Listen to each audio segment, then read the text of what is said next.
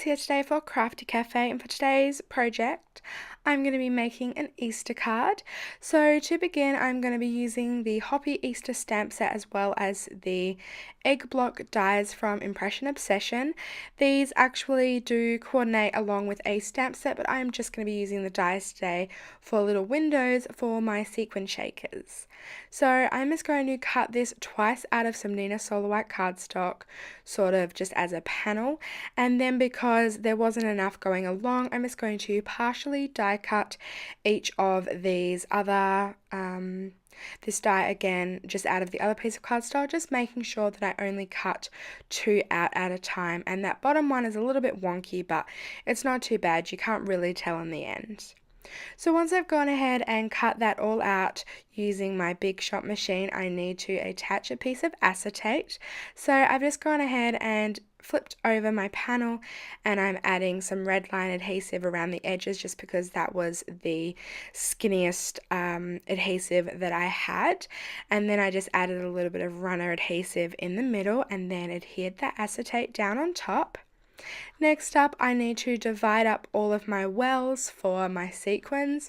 So I wanted there to be 4 rows of sequins, so I just went around the entire panel and added in some foam tape, just 1 layer.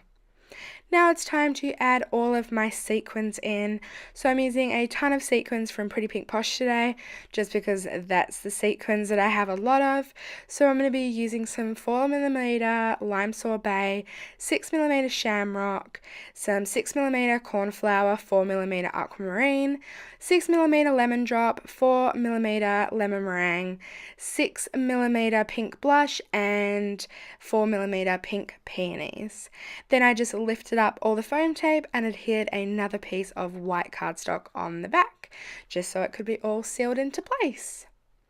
So I was going to use the bunny from the Hoppy Easter stamp set, but I didn't have the dies, so I decided to pull out the brand new Some Bunny stamp set.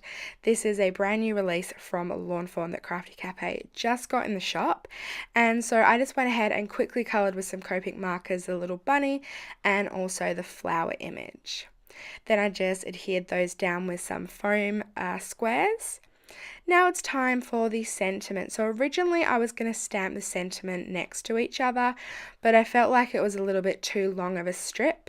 So I pulled out the A Little Birdie Told Me or A Birdie Told Me stamp set that just has a ton of speech bubbles in it, and decided to stamp down the little sort of rectangular one, since this would fit my sentiment in perfectly.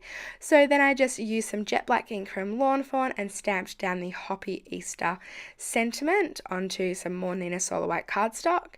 And then I did just go ahead and dry that with a heat tool, because I did this a couple of times and I feel like the lighter colours of Copic markers bleed with this ink sometimes if it's not completely dry. I don't notice it with the darker colours, but I do with the light colours. So I just went ahead and heat set that, and then I just coloured it in quickly with some Copic markers. So I'm just going in really quickly with some oranges. So I'm using Y21 as my lightest, YR12 as my midtone, and YR18 as my darkest.